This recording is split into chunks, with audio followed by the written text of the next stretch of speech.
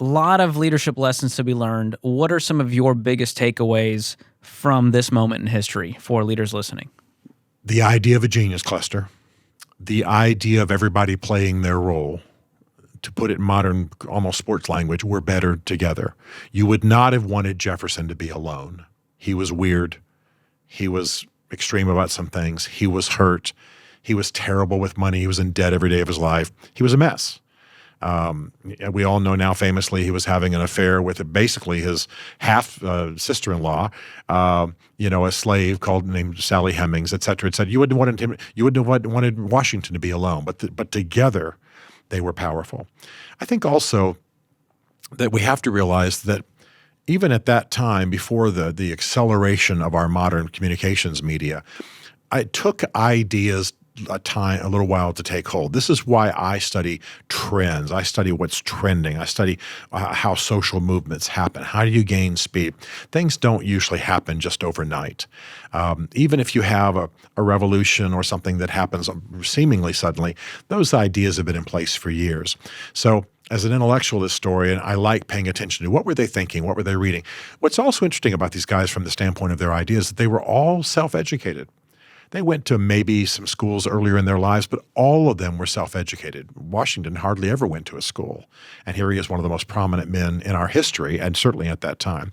So the leadership lessons for me are the uniqueness of each person, the way we team together well, the way we need to look for genius clusters in history, the way we need to own communications, and the way we need to take hold of ideas, the way that we need to realize what the ideas are in our times.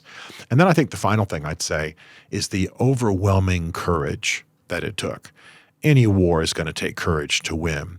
But what these people suffered, there are books written about what each of the signers of the Declaration suffered. Some of them were killed. Some of them watched their wives being raped. Some of their estates were burned down.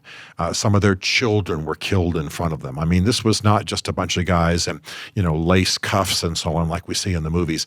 These were guys who had to pay for their ideas. And I'm perhaps most moved by the last lines of the Declaration of Independence in which they said they pledged together their sacred honor. And that's what they had to do. It cost them something. Years later, John Adams said, "Posterity, I hope you realize what it cost my generation to give you your freedom, and I hope you'll use it well." And that's I think, I realize the Founding Fathers are coming in for a beating these days because of slavery and some things they didn't do. And slavery was atrocious. It's the American original sin. There's no question that they were of their times when it came to slavery, and it harmed our country. We wish that they had banned slavery immediately. But aside from that, they gave us what became the basis for civil rights, what became the basis for the freedoms we know today, and we should honor them and live out John Adams' hope that we would live it well. Beautifully said. It also reminds me of the disciples in the Bible suffering because of their passion and belief in this vision and this mission.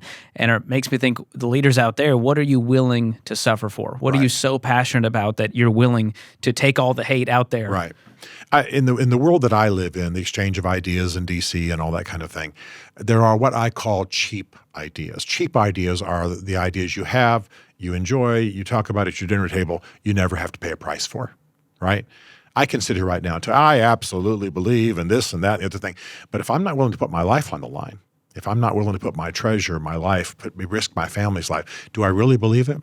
Am I really a Christian or a conservative or an American or a guy who believes in the freedom of individuals if I'm not willing to put my whole life into that? And these men did. They risked everything. They suffered. They suffered horribly. I often like to tell the story of Valley Forge. I won't do it now. But men had their own clothes destroyed that when Mrs. Washington visited during a freezing winter, the men had to trade clothes to put enough men in the front of the ranks so their private parts wouldn't be seen. This is how torn up their clothes were. This is how poor Congress was in giving them supplies. And this is how much they suffered at Valley Forge. They were literally freezing to death. Wow. Literally freezing. Something we don't think about of our troops today. We have all these great fibers and uniforms and so on. But I could go on and on and on about the suffering, but they suffered, and they suffered horribly. And it was because they believed in the ideas for the future that would shape the future. Well, I'm very grateful for all the men and women of the shoulders that we stand on, the giants of history that, we now have these freedoms to benefit from. Thanks to all of them. Well, they were amazing. And, one of the ways we can honor them is by reading a little bit about their story.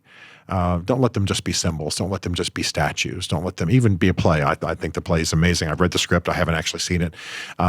But I think all of that's wonderful. But let's know a little bit about them. These were human beings. These were flesh and blood people. They weren't just general this and congressman that, reverend that. They were flesh and blood human beings who were living on the edge of a continent, breaking from the motherland, trying to build something amazing. And they talked about posterity. They talked about the future a great deal because they wanted to build something that would last for generations. And so reading about them, knowing a little about them, that would be a way to honor them this year.